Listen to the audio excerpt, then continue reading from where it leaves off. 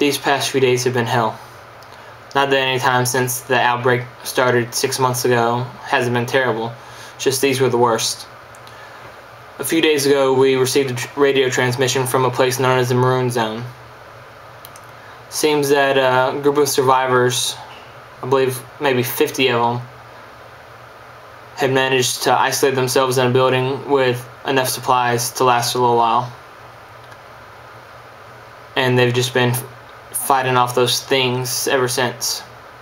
Just hasn't been enough. They've recently had to start sending out foraging parties to help with their rationing. Half the time that they don't come back. We tried to establish a radio contact with them and let them know that we were sending supplies their way, but they didn't respond to us. We can only assume that their radio receiver's busted.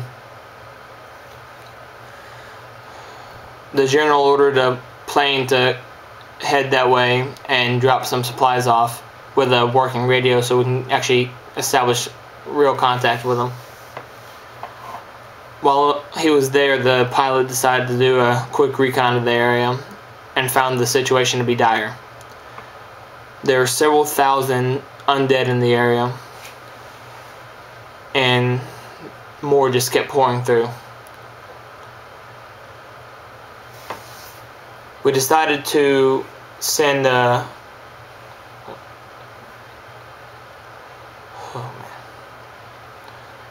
what we hoped to be was enough people to be able to rescue them in time, but it was going to take us 30 minutes to get there.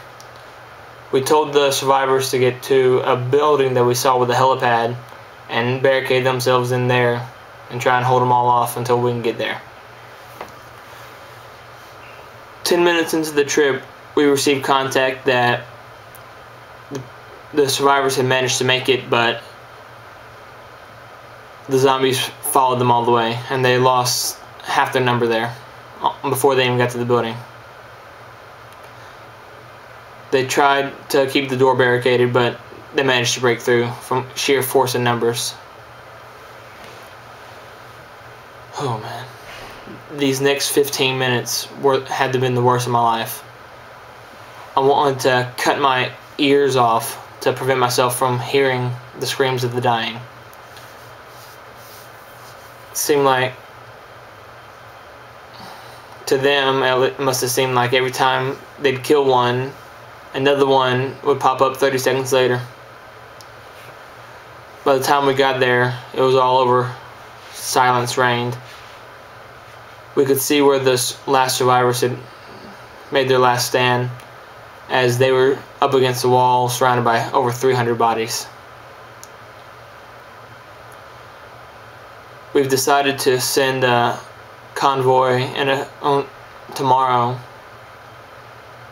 to try and reclaim the place and find survivors, and I'm going along with them.